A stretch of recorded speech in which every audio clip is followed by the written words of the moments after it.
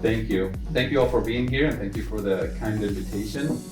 It's a pleasure to speak to you today, and it's a pleasure to speak to a group of people who interact directly or indirectly with young people, because this is a very important subject for future generations, as I'll illustrate. So I was asked to talk to you about sustainable worldview, and I decided to add a little twist to it, and I added the subtitle here: Individual Action in a Democratic Society. And the reason for this is because when we think about climate change, when we think about sustainability, there's this immediate urge that a lot of people usually ask about: what can I do? And the role of individuals in taking meaningful action. And these are extremely important things. Each one of us has a role to play on an individual level, at the micro level. But unfortunately, not enough of us have acted on an individual level over the last 30, 40 years, that now we're at a point where individual action is absolutely important, necessary, but not sufficient. So I wanted to place this in the context of the democratic society that we live in, and that we interact with, and that we aspire to improve and make better all the time. So, individual versus government, because this is how a lot of people think about it. Is the government going to tell us how to do things, or is this us individuals taking matters in our own hands? And I think that's kind of the wrong dichotomy to think about this. So when we think in a democratic society, a government of the people, by the people, for the people, this is fundamental to what American democracy is. So we're not talking about a government dominating the people, telling the people what to do, and instructing people what to do. This is actually fundamentally, in our hands, right, in a democratic process. So we have to own that democratic process and embrace the founding principles that say a government of the people, by the people, for the people. And in that context, climate action and our interest in sustainability has to be placed within this context. It must fit within the democratic process. There's no other way to do it in a democratic society other than putting it at the center of what democracy is. And the center of democracy is, from my perspective, is this idea of a government of the people, by the people, for the people. A lot of us are familiar with this, reduce, repair, recycle, and all the different iterations of this version. Extremely important to practice and implement it every step of our production, transportation, consumption system, in our schools, in our homes, and in our companies, in every aspect of what we do. And again, had we done this in a very intense, comprehensive way in the last 30, 40 years since we've known about these issues, since Silent Spring, we would be in a better position today, right? And we'll have quite a few more options and maybe 50 years to spare in terms of urgency. But unfortunately, we haven't done enough of this on a systematic way. So I want to add a broader base to the pyramid on top, which is rethink the overarching system within which we operate in a democratic process with the government of the people, by the people, for the people. So we can bring everybody into the process, as opposed to, the small club of people who cared about this issue for a long time. Because we need everybody on board. And this is not a political statement. This is not about being bipartisan or whatever, because it is a fact that every person in this country, on this planet, cares about clean water, cares about clean air, cares about clean soil. People care about decent quality of life. This is not a political choice. This is everybody is in favor of these things. And there's usually the next step in that process is, yes, we care about these things, we want these things. The question is how, who's gonna pay for it, under what conditions. That's where people start splitting off in different directions. But the foundation, we're on the same page. So research and development is extremely important, and it's going to be even more important in the next 10 years. The current technology that we have is good, but it's not good enough. When you're thinking of renewable energy, solar panels, wind turbines, all of these things, the current technology can take us far, but it will not end all of the problems that we're dealing with. I'll give you an example. When you think of solar panels, the latest, most efficient solar panels that we have today, what are we going to do with them in 30 years when they become obsolete? All the toxic stuff that's in there. Do we have a plan? Do we have an infrastructure that will reduce and reuse and not dispose of all that toxic stuff? We don't. So the current technology can take us far in terms of reducing the carbon footprint, in terms of producing more renewable energy, but it's not going to solve all of our problems, which means today we need to be investing massive amounts of resources and brainpower into research and development, material science research and development, so that we can ultimately tackle this challenge completely. And I think we can do it if we dedicate the resources to it. Ending planned obsolescence. All of these devices you have in your pockets, they're designed to expire essentially after 3 years or 4 years. I mean, even the new apps don't even work on your old devices. We need to rethink the way we engineer things for mass consumption. So that we don't waste more resources by design. This is a system by design. We need to transition into what we call a circular economy, where everything that we produce essentially comes in a little box that has, right now it comes with a little document that says user manual, this is how you use this thing. It needs to come with another document that says this is my living will. This is how you're going to use me for the next several years. And then when I die, this is how I'm going to re-enter the circular economy. And it's not just a piece of paper with the responsibility of an individual to take care of that piece of paper and actually do it, but we have to build the entire infrastructure for that circular economy so that it's not just your responsibility to drop it in a box somewhere, a recycling box, and then you don't know what happens to it.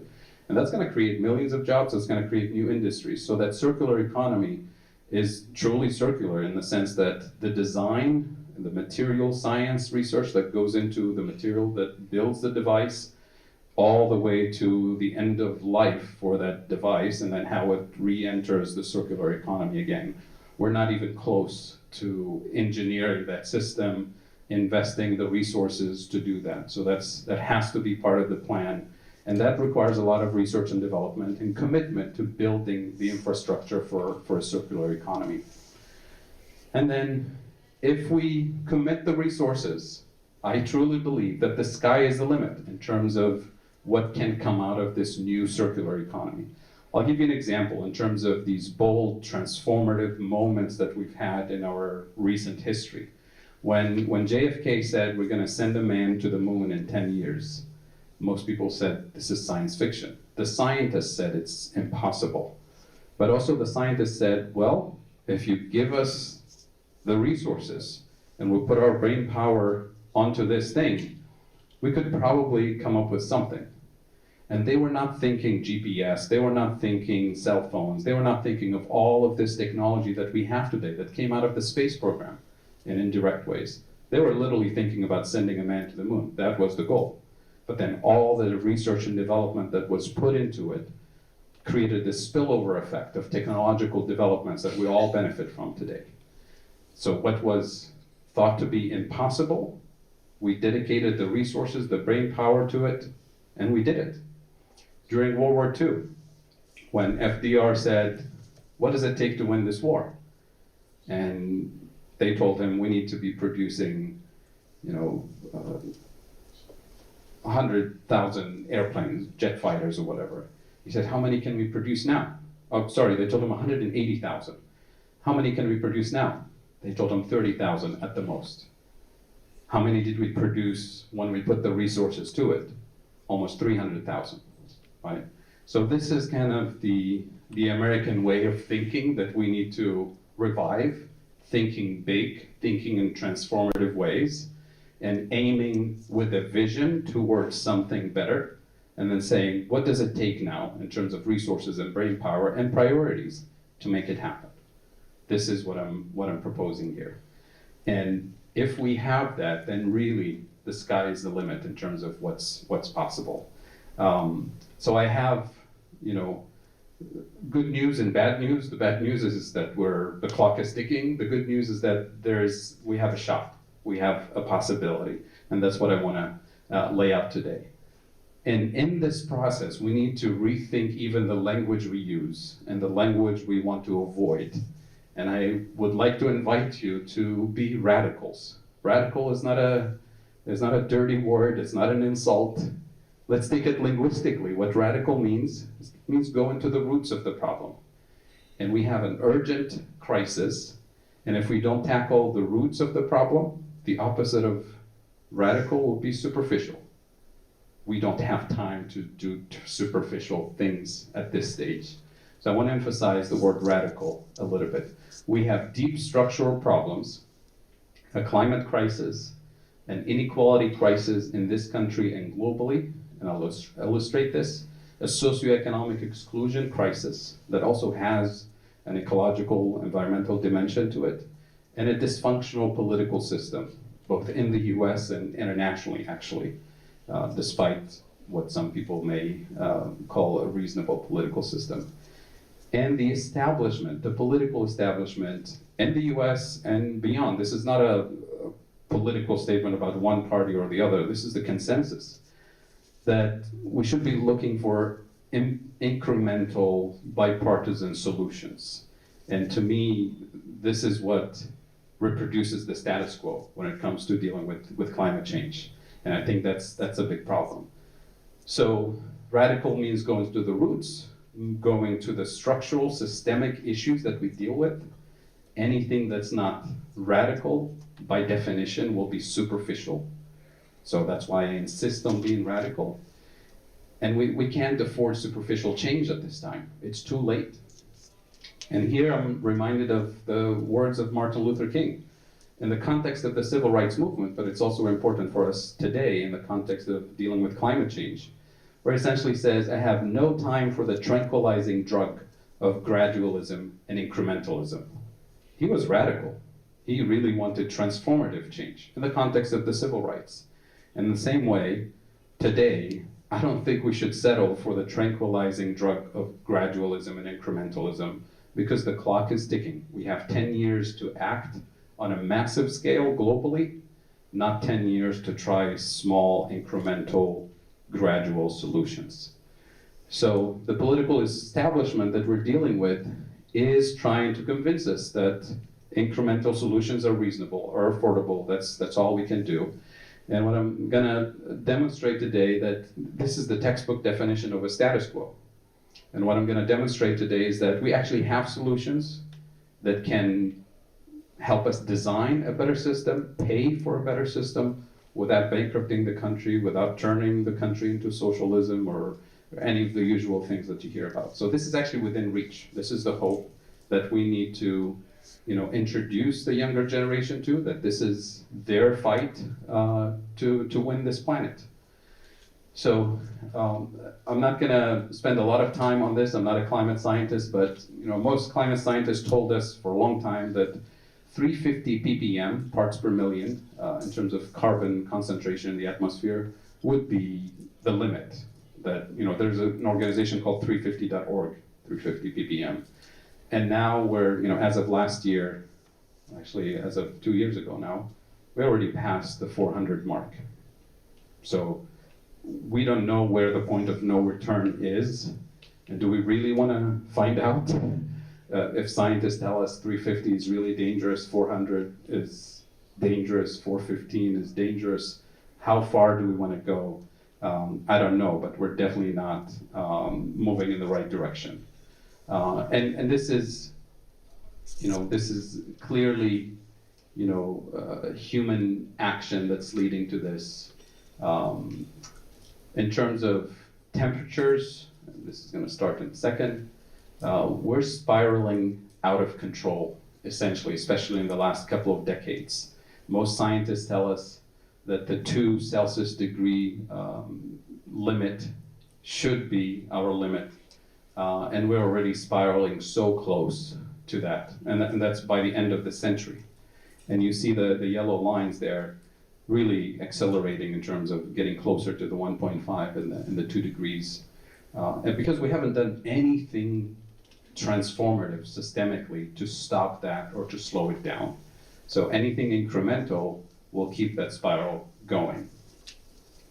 I want to make a second point about inequality. I'm going to link these two. We have an inequality crisis, a climate crisis. I want to link the two for a potential solution. This is the US, but I can show you pictures from other countries and globally. We have rising levels of inequality and socioeconomic exclusion. That's also the area where climate change affects lower income communities, communities of color, more aggressively in this sense. I want to emphasize this one picture about inequality to make the case that this is really dangerous, destabilizing for the democratic process. Because we can't think of dealing with climate change without thinking of the democratic process. So I'm trying to link these pieces here. This is a bit complicated, but I'm going to simplify it for you. All right. Every time we go through a recession and then we recover from the recession, we want to look at who gained from the recovery. Was it the top 10%, the wealthiest 10%, or the bottom 90% of the population? So this is what it is. The blue bars, that's the bottom 90% of the population in the US. The red bars, the richest 10%.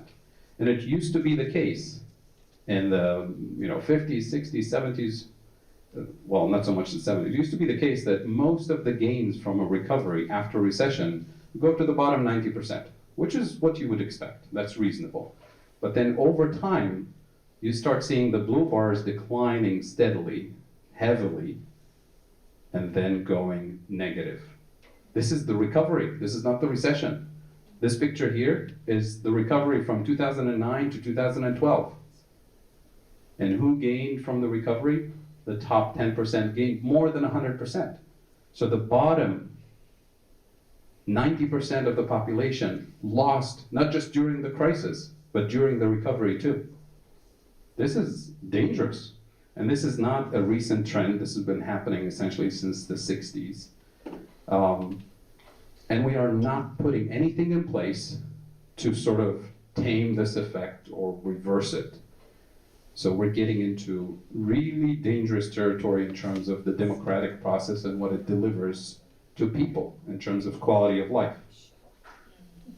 This picture here is a job quality index. This is actually new. This was published in November with the team of economists that I'm involved with, and we'll publish this every month from now on. What the job quality index is showing is that the quality of jobs since the 1990s has been steadily declining.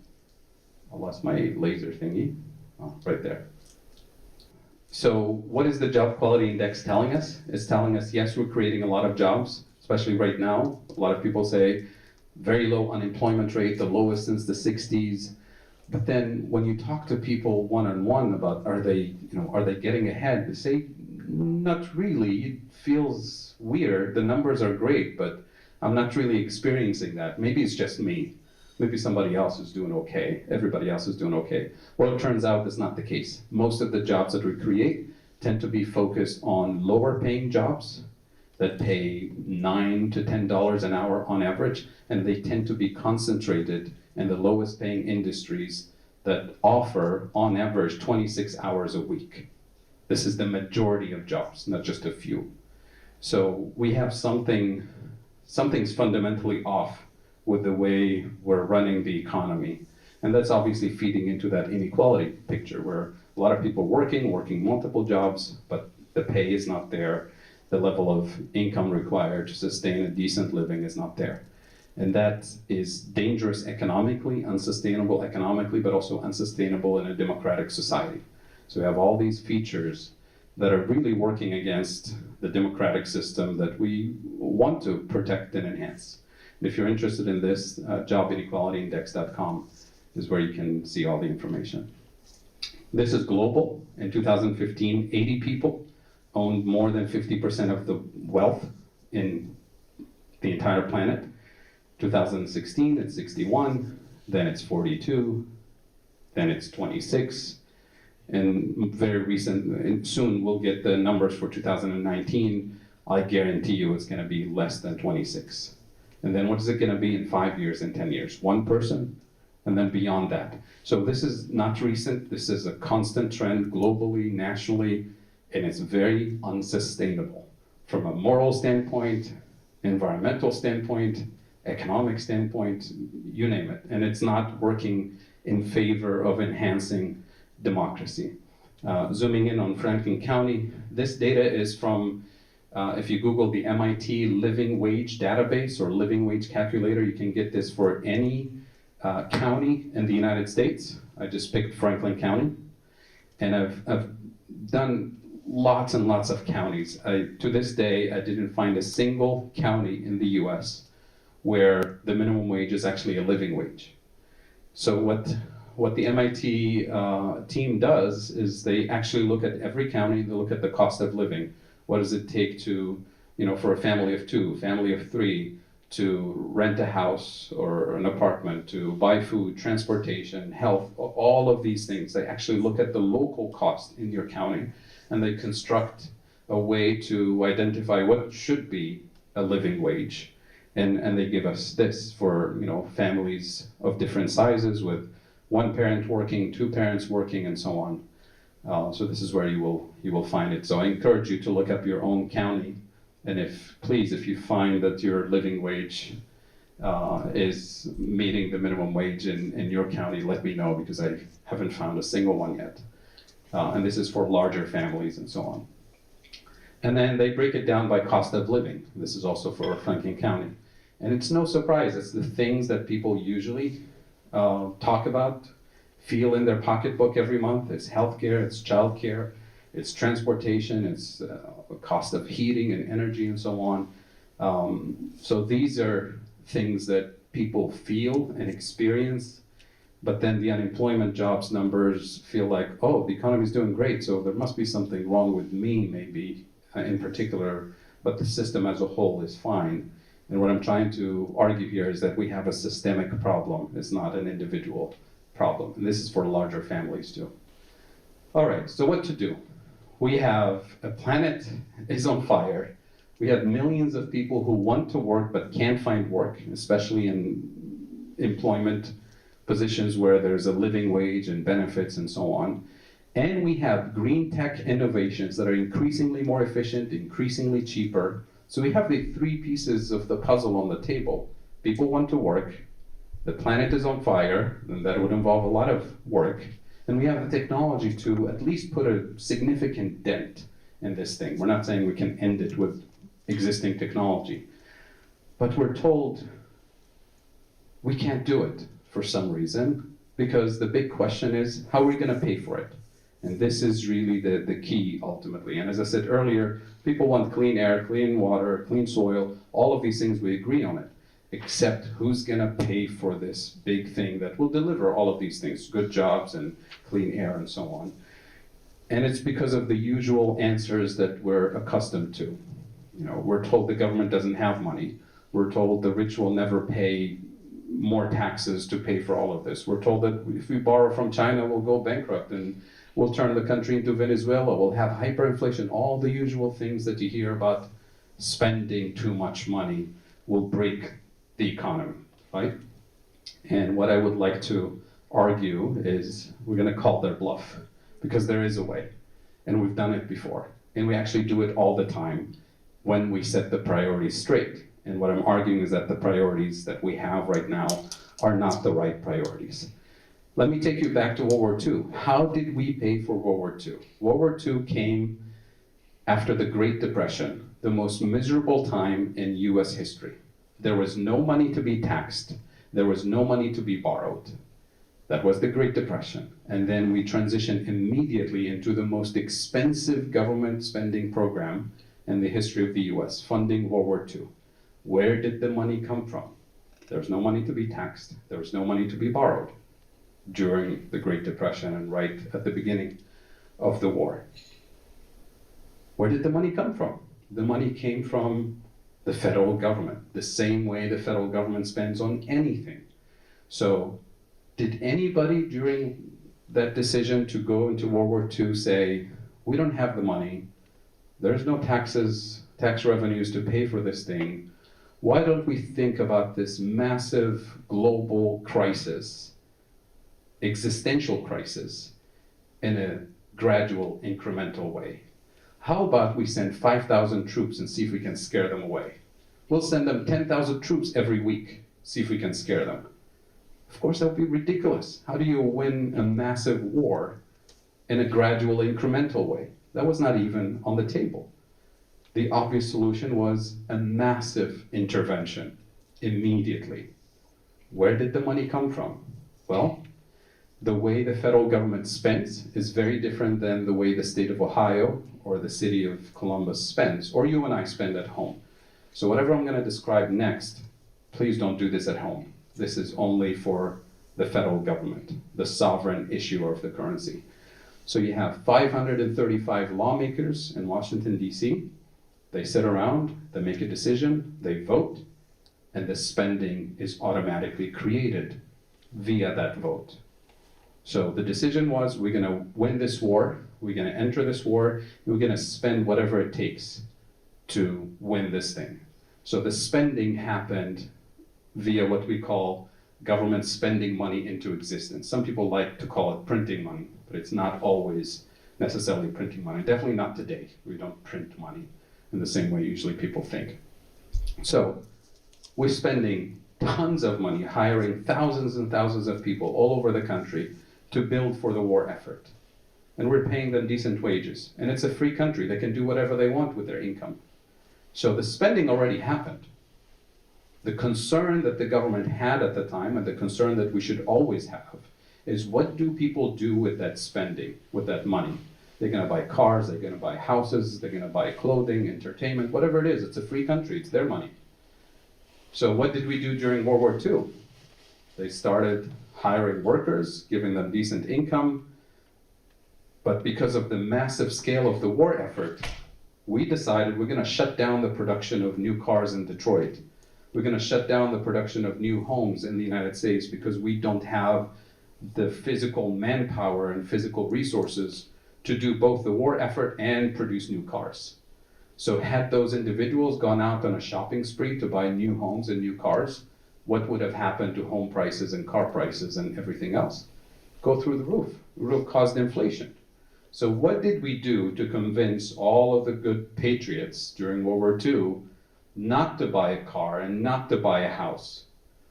We convinced them, and we leveraged kind of the patriotic mood of the nation, we convinced them to buy government bonds. We call them freedom bonds and war bonds. So what is a government bond? It's a piece of paper that the federal government sells to the public. So I give you a piece of paper, you give me $10,000, and I say, I promise to pay you back in 10 years plus interest. So now you've given away the you've given up your $10,000 worth of savings. The government now has it. So now you're not buying the new car. You're not buying the new house. You've abstained from consumption. You've postponed your consumption until after the war. And what happened after the war? We had plenty of people to produce cars, plenty of people to produce homes. So when those bonds came due and people got their money back plus interest, they went back on a shopping spree, building new homes and buying new cars, which was the post-war boom.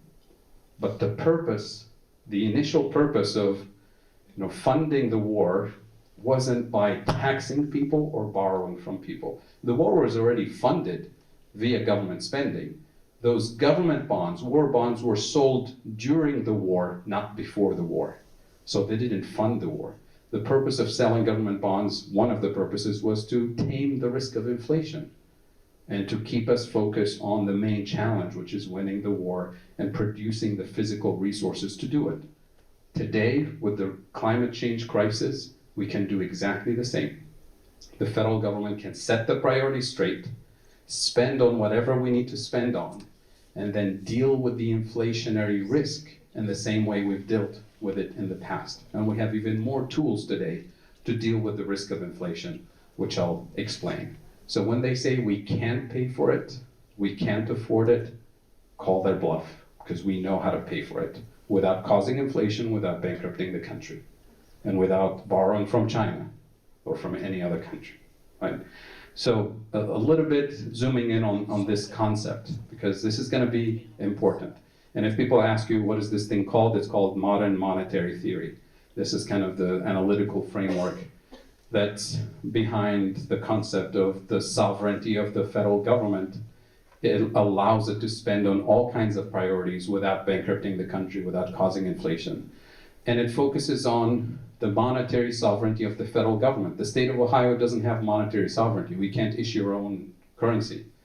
So there's those of us here in this room, all over the country, are users of the currency, and the federal government is the issuer of the currency.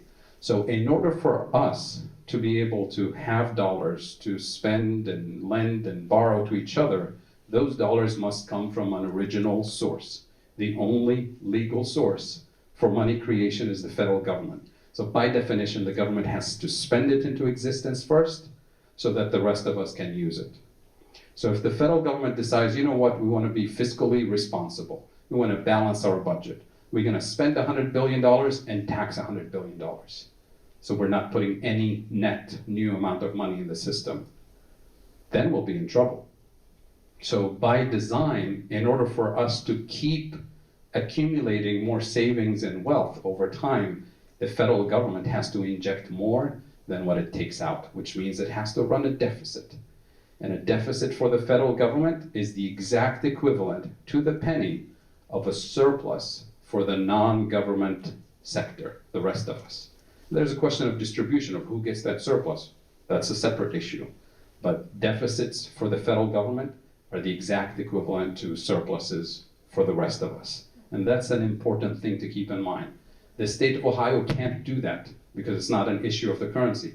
You and I have to work hard, earn an income first, then spend it. And if we decide to spend beyond our income, we have to borrow from a friend or a bank, and then we have a financial burden. We have a debt that we must pay off. The only way to pay off your debt as an individual or as a city or as a state is to work harder, spend less, earn more, or both, to pay off your bills. The federal government doesn't operate in that space at all. It's the sovereign issue of the currency. Its responsibility, actually, is to spend more than what it takes out of the system so that the rest of us can accumulate wealth. The question is what to spend on and what are the priorities. These are at the center of the debate. It's not about how much tax revenues can the federal government generate in order to pay for clean technology and clean energy and better schools and better transportation. That's not the right question. The right question is, what are the priorities? Let's have the government spend on those priorities and then figure out the risk of inflation and beyond. At the state level, we can't think that way. We can't operate that way. This is the responsibility of the federal government. So we have a spectrum of monetary sovereignty. Not all countries have monetary sovereignty in the same way we talk about in the United States. So you have countries like Venezuela, countries like Greece. All of these countries have no to very little monetary sovereignty. Why? Because their debt is denominated in foreign currencies. They borrow and promise to pay back in dollars or euros or other foreign currencies. In the case of the US, and this is should go back to the previous definition of monetary sovereignty. A monetary sovereign government issues its own currency, check. The US creates the dollar. It taxes in the same currency, check. All taxes on April 15th are to be paid in US dollars. And then number 3 is very important. You only issue bonds denominated in the national currency. The entire US national debt is denominated in US dollars, not in any foreign currency.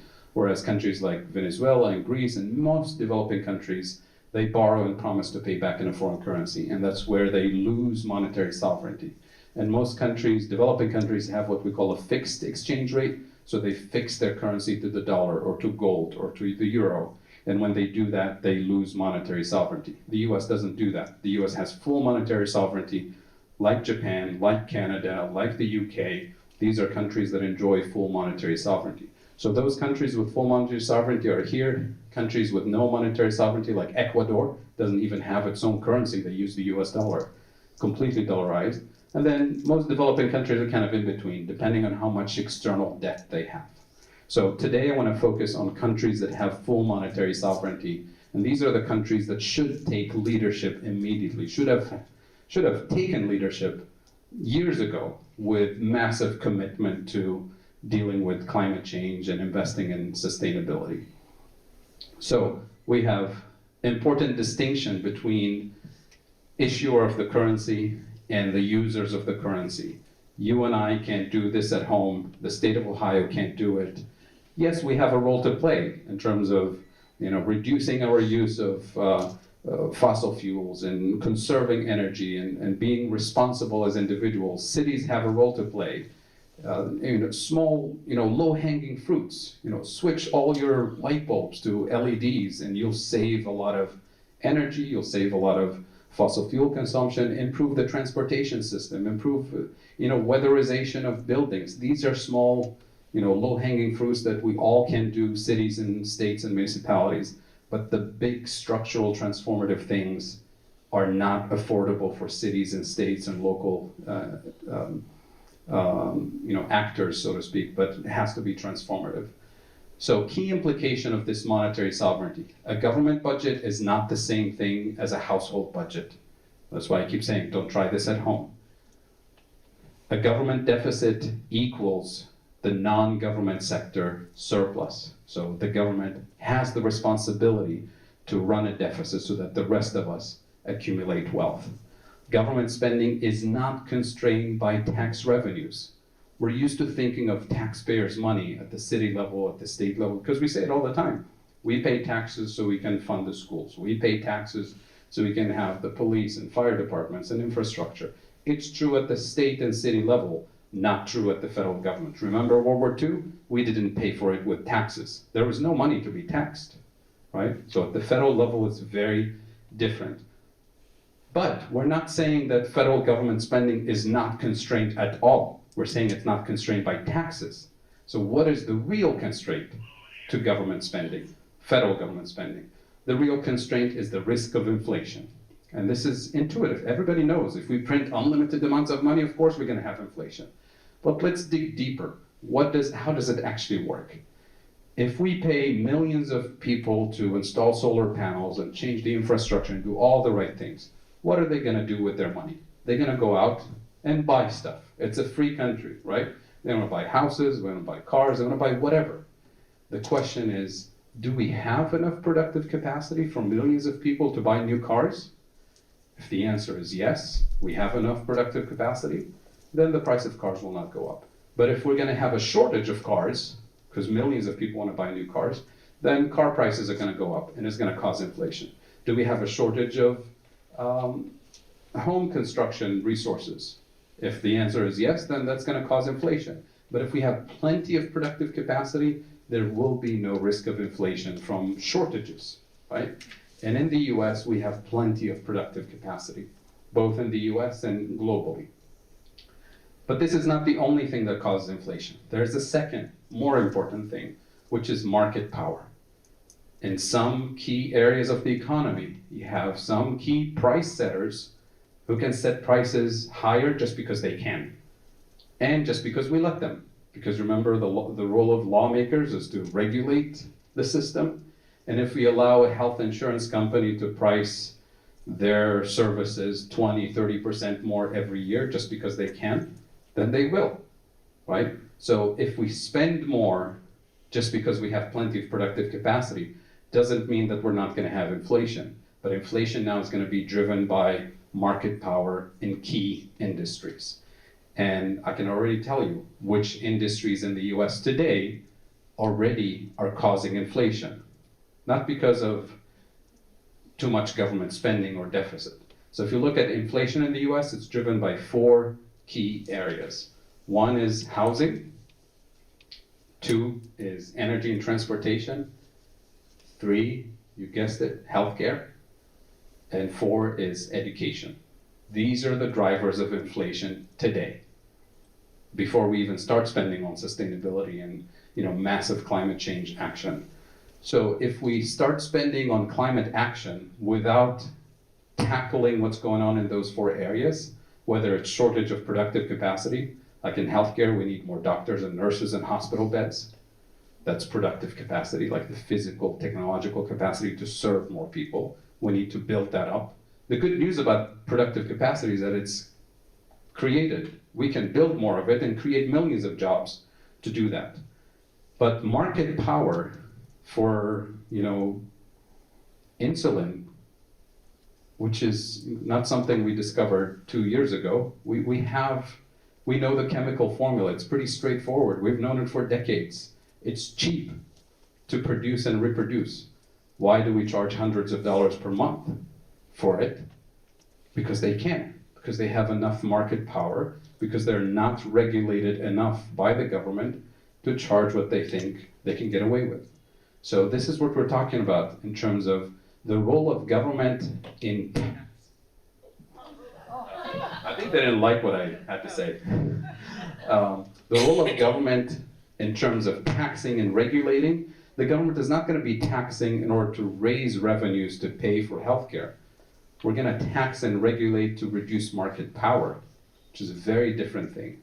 So we're almost systematically trained to think, we're going to tax this to pay for that. That's how we always think about this. What I'm inviting you to do is to decouple the taxing from the spending. We already said the spending can happen when we make it a priority, when 535 lawmakers, or at least half of them, in DC decide we're going to spend on this. The taxing plays a completely different role at the federal level than at the local level. And we're going to emphasize this. So you spend with an eye towards inflation, as I said, the four industries that we have, and we're going to do a paradigm shift in terms of how we think about taxing and spending. So this paradigm shift, decouple spending from taxing, spend on the priorities. Let's set the priorities straight. Then worry about the taxing. So spend in order to increase and improve productive capacity in strategic areas, infrastructure, education, healthcare, and so on. Then tax pollution, tax speculation, tax excessive wealth, not because we need the revenue. So we're going to tax fossil fuel industry, not because we need their money or their permission to fund clean energy, but because we want to decarbonize the economy. That's the point. We want to eliminate the fossil fuel industry, but not eliminate the livelihood of people who work in the fossil fuel industry. And that's why we have to think of the concept of just transition with justice, with job guarantee, with decent wages and benefits. But we need to decarbonize. We can't afford not to.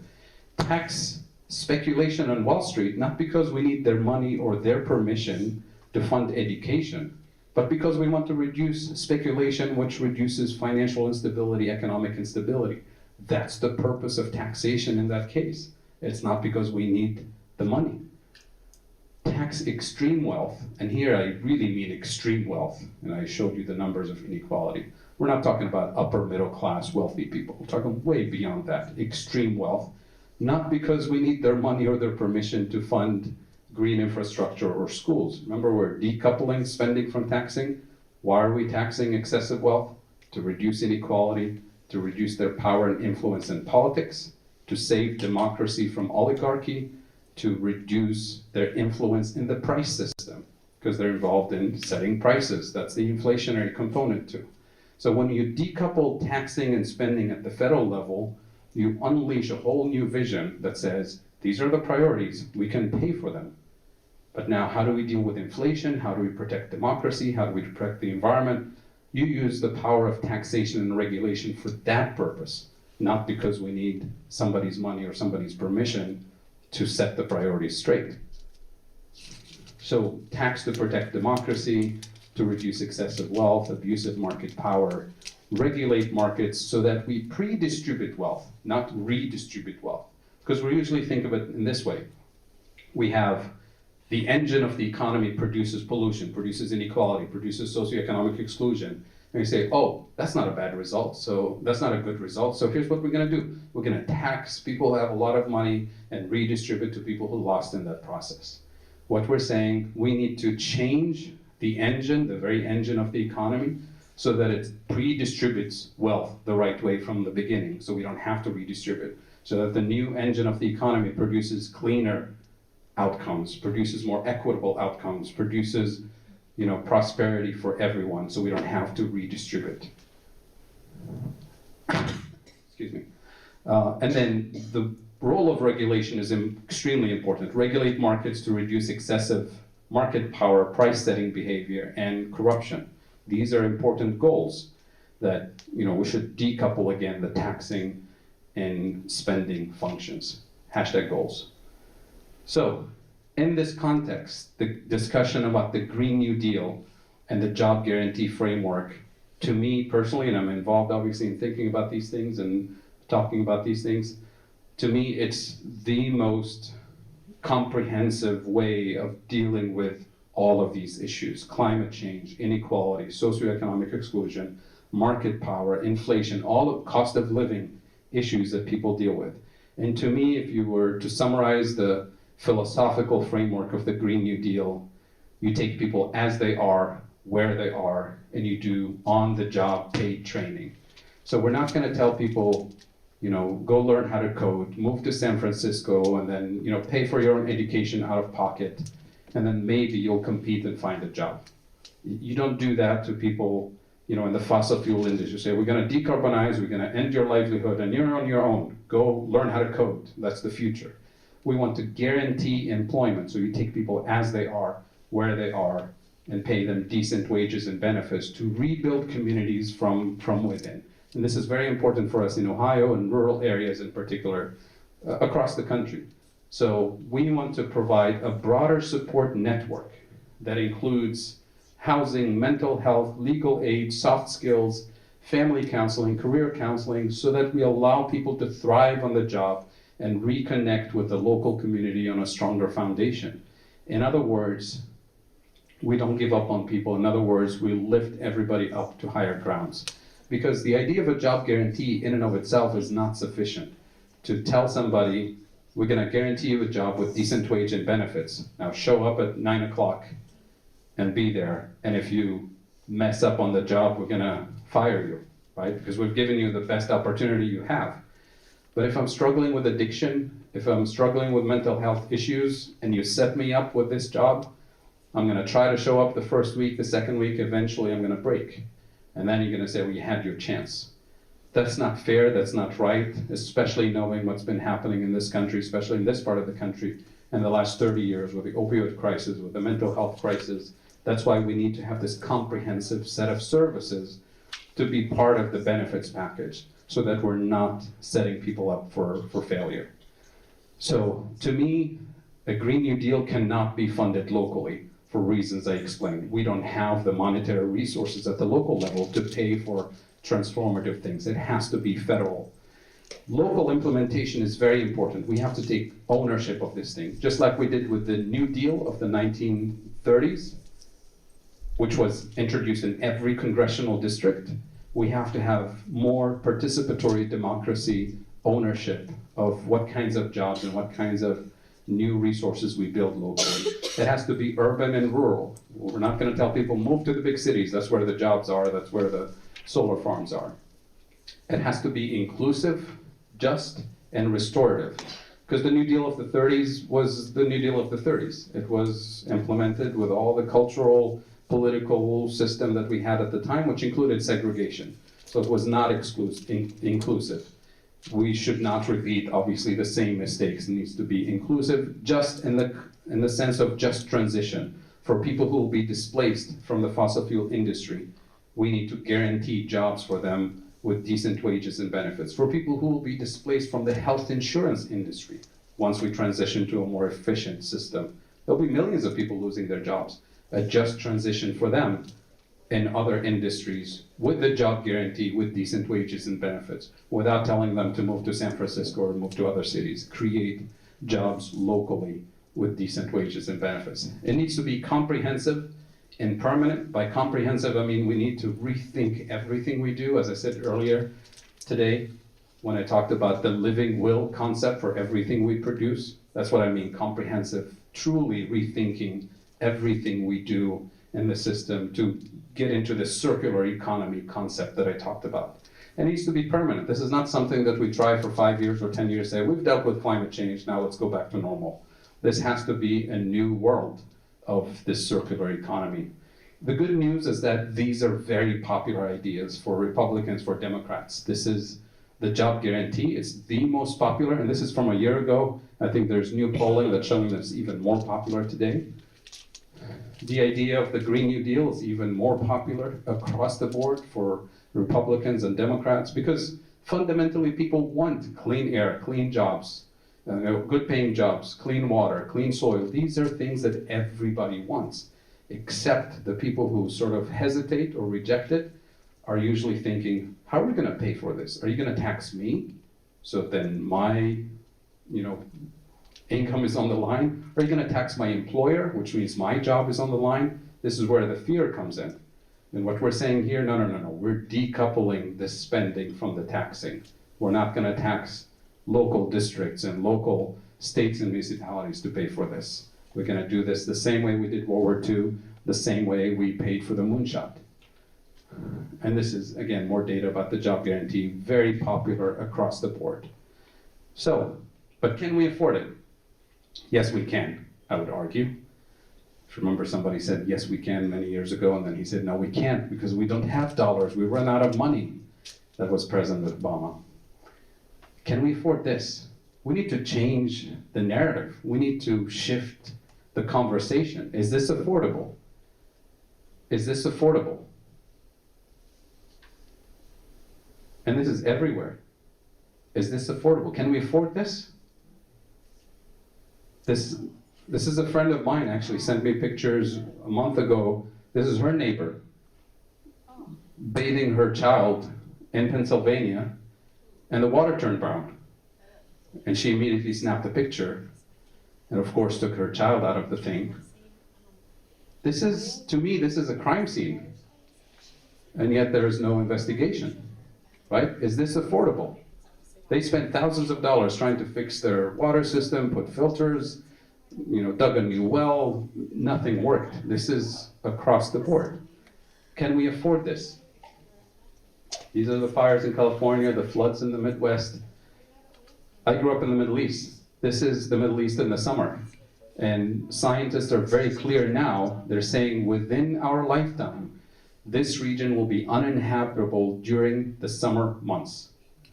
So we're talking about 500 million climate refugees. So people who are panicking about Syrian refugees, just wait until this hits. And this is global, this is not just the Middle East. Can we afford this? Can we afford to wait for these disasters to keep accelerating? I don't think so. The good news is that everything that I'm proposing in terms of these massive transformative things, they're actually pretty cheap compared to this. We just don't have the right metric. We're using the wrong metric. So most economists and policymakers, they talk about economic growth is the important thing. We need fracking because it brings jobs and creates income. So what is GDP, which is when they talk about economic growth, gross domestic product? GDP measures the total dollar amount of all goods and services produced annually.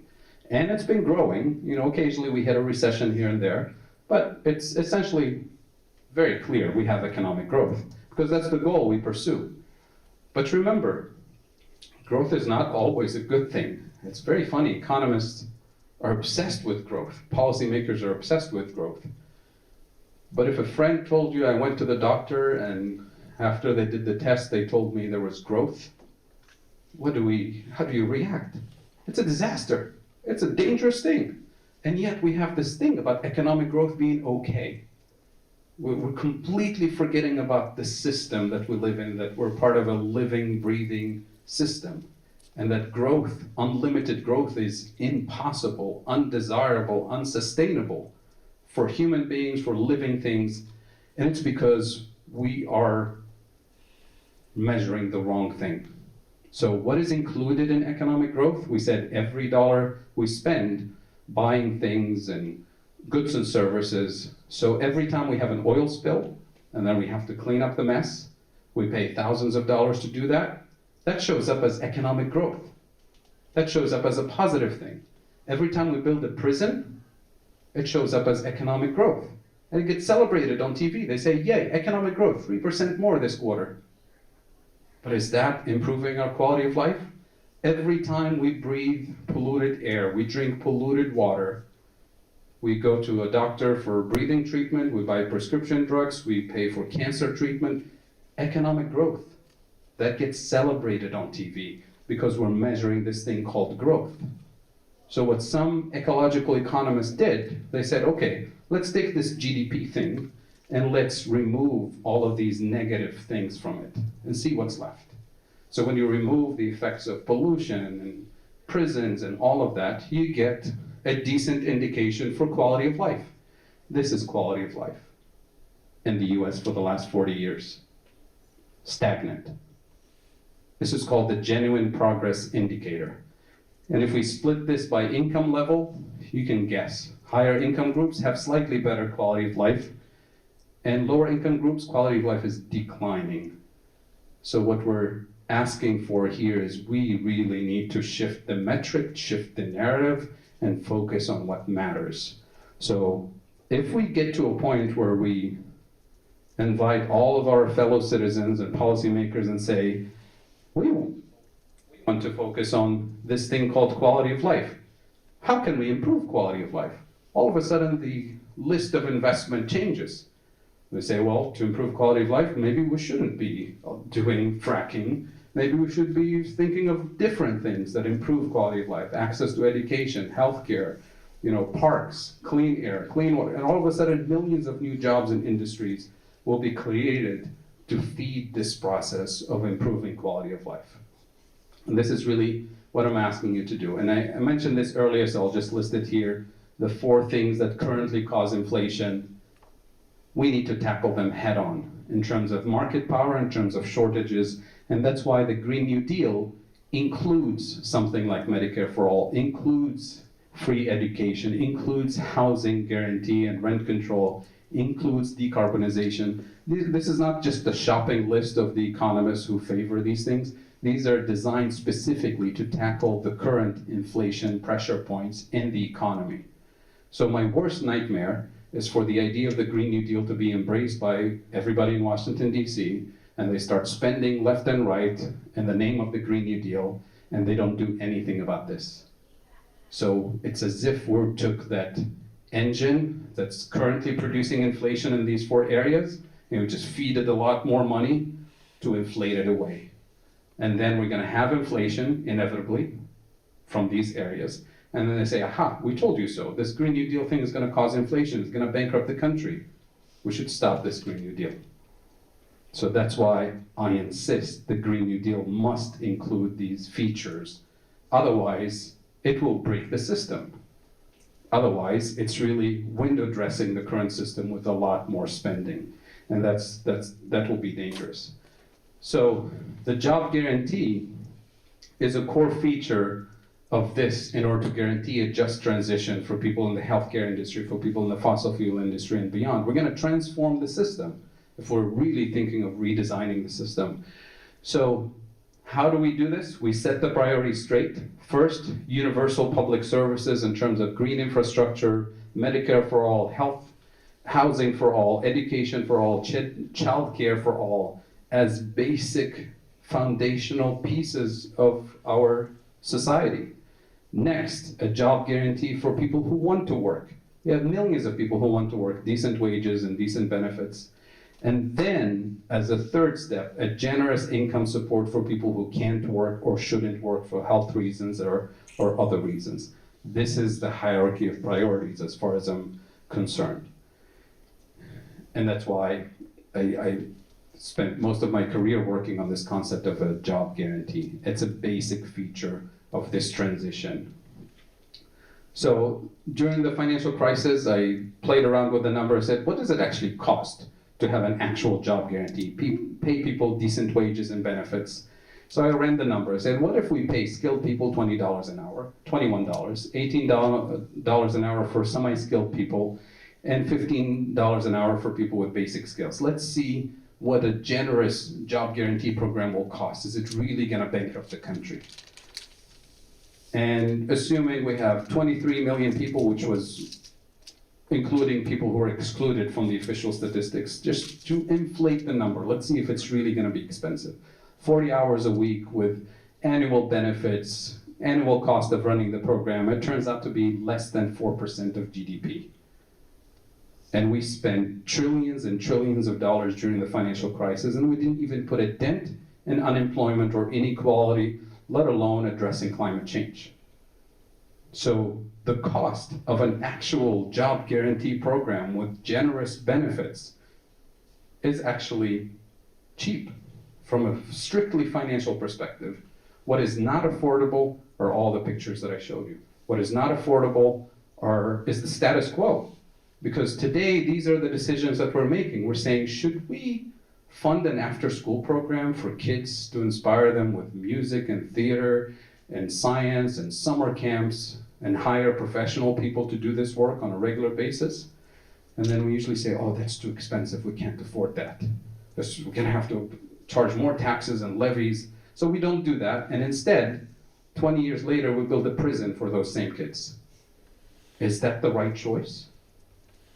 Do we clean the water source, or do we not do that, and then end up paying for cancer treatment for everybody in town for the next 30 years? This is the way we need to change the conversation about what is affordable. So we're talking about all of this sustainability stuff is impossible too expensive. They want to turn it around and say, not doing that is already too expensive. You know, in terms of the financial cost, the human cost, the quality of life cost. So this is how we shift the conversation. So to conclude, we have 10 years to go to act on a massive scale, transformative scale. The climate crisis, the inequality crisis, the socioeconomic exclusion crisis, all of these things call for urgent and bold action, not small and incremental action. The current climate and jobs policies are too weak, too slow, too expensive, and they don't even work. If they work, we'll say at least we're making progress. But as I've shown with the data, we're actually moving in the wrong direction. So economic justice and climate justice via a living wage Green New Deal are possible, desirable, and affordable. And to me, to wrap this concept about individual versus systemic action, yes, again, we need individual commitment to these things, but if we want systemic change, then every individual needs to empower themselves with this knowledge that says a government for the people, by the people, of the people can transform the system from a systemic way. So each one of us on our little scale, we can do positive things, but the most transformative thing we can do as individuals is to embrace a vision that's truly transformative. And I hope I was able to convey this, that this is not a pie in the sky, this is within reach. We've done this before, we can do it again. Thank you. And I'm happy to take questions if we have time.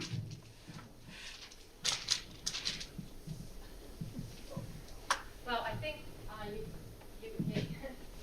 Thank you, Dr. Kaboub. You're not off the platform here yet. Oh, yes. I hope that's got good vitamins in it. Wonderful presentation. Certainly a lot to think about. The conference title was The Power of One. I think you addressed that. We talked about Ellen Swallow Richards, who founded the Association of Home Economics, our study, which is now called Family Consumer Sciences. We are involved internationally with the International Federation of Home Economics. They're addressing this issue.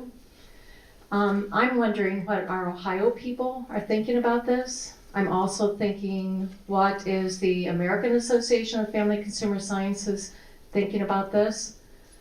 If you can let me reflect, I worked with USDA NIFA, National Institute of Food and Agriculture. We were in the process of developing the health quality of living. We were working with Dr. Sue McGregor, maybe some of you know her from Canada. And I'm hoping that we can get this somewhere, Family Consumer Sciences, you addressed all the concerns that we are, the concerns of the family and how we relate to the community. And then also how, if you looked at our agenda, we talked about interglobal dependence. And that's why we selected you as our closing speaker for you to, and you did. I don't know if Mary Beth coached you or if you did some self-study or this is just your thing. Okay. I'm wondering if we could get to share the link for those members who are not able to hear you present, if that's possible. The video will be available. But I do think, isn't this overwhelming what he gave us? It's just hard. Don't you think we all, maybe our professors in the room can help us digest this or educators? Anybody? Mary Beth? I had a question. Going back to, we were talking about government is going to tax to take away market power, and then in there, one of your points, you said regulate the markets to redistribute wealth. And I wanted to know more and then what you meant about redistributing wealth. So right now with the wages that people receive, and I showed some of the data in terms of the job quality index and cost of living and so on, we're not paying people enough wages and benefits to be able to meet their basic needs. So we look around and we say, oh, we have a problem of poverty and malnutrition and kids not doing well at school. So how do we fund new programs to fix that? Where is the money going to come from? We're going to tax the wealthy, we're going to tax property, we're going to redistribute from the top of the income groups to the lower income groups that suffer from this. And what we're saying is we need to pay people decent wages to begin with, so we don't have to have remediation programs for income and food and nutrition and poverty and so on. It's a much more efficient system, and this way you wouldn't have to constantly beg the rich for higher taxes, because they have way more power to say no than the rest of us, right? As we know from history. And it's just a more efficient and humane system. And to do this on a national scale would be more systematic. We can do this at the city level. Many cities have living wage laws, fight for 15 laws and things like that. That's helpful, but it needs to be systematic across the board. And when we're talking about this, even some corporations did this on their own without even the government telling them to do it. A couple of years ago, all of a sudden Walmart raised their wage. Not because they were told to, but because they knew they could afford it. And they were getting so much negative publicity for people saying, how could you, make so much money, have so much market power, and claim that you can't afford to pay your workers a couple of dollars more per hour? So they did. Did it bankrupt them?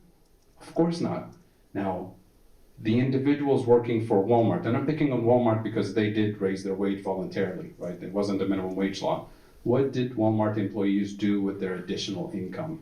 Can you guess where they spent it? Walmart, right? So imagine you do this across the board. Where will people spend the additional dollars they earn? On a different planet? Of course, they're going to spend it either with their employer or somewhere in town or somewhere in the system. So higher wages at the bottom means higher sales across the board, means higher revenues across the board, means higher profits across the board. This is the sort of the paradox of this, because most people think of it from an individual small business level. Say, if I'm a small business owner, restaurant, and I pay my employees $15 an hour instead of 10, my customers are still the same, my sales are still the same, my competition is the same, only the cost of doing business has gone up. So I'm gonna go out of business.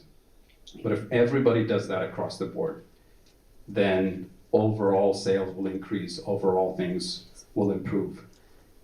For small businesses, because we decouple taxing from spending, we can also decouple who we tax, because we're used to shifting the burden on everybody else. We can say we're going to raise minimum wages across the board, and we're going to take into account the fact that small businesses will be hit harder than Amazon or Walmart. So we're going to exempt small businesses from Social Security taxes, FICA tax. Because remember, Social Security is also this thing that we tax in order to pay for it. But the federal government takes the Social Security taxes, invests them in government bonds created by the government itself, pays interest to itself from one account to the other. the basic idea that when you retire, we're going to give you, a decent paycheck, right, for your retirement, Social Security retirement. We can decouple that too. The federal government can afford more generous Social Security benefits without taxing more. So if we only tax Social Security taxes, for example, higher income, larger corporations, but exempt small businesses, then we've freed up a huge tax burden on businesses so that they can afford to pay a higher minimum wage. We can rethink the entire system in terms of who pays for what, once we decouple that at the federal level and take into account that smaller businesses need, an additional kind of framework that's very different than the large corporations. One more question.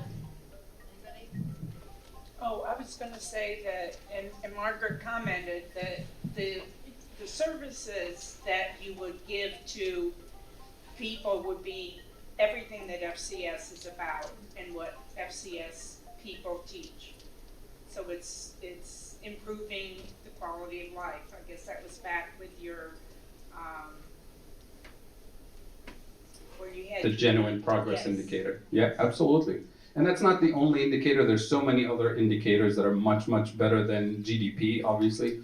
A variety of indicators about happiness, about quality of life, human development indicators, all the things that people really know matter in terms of quality of life, access to health, education, in addition to income. Income matters too, but it's health, education, parks, clean air, clean water, the happiness index, all of these things matter.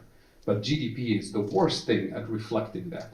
It actually takes everything that's bad and counts it as good, right?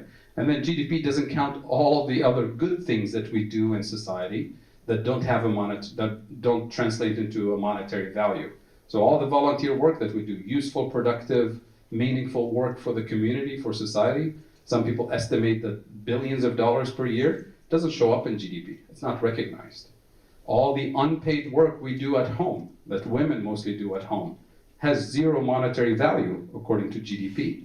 But of course, quality of life depends heavily on the services and things that we do at home. As I said, mostly women, especially lower income women, carry most of that burden. And we have estimates and studies for that, time use surveys and things like that tell us how much time is invested in essentially creating the young generation and subsidizing the productive system. When they're 20 and beyond, we say, here we go, we have a healthy young person, productive member of society that we've invested for you for 20 years. Now here you go, hire them please. Right? So we have to completely rethink what we measure and what we value. The metric has to shift. Thank you.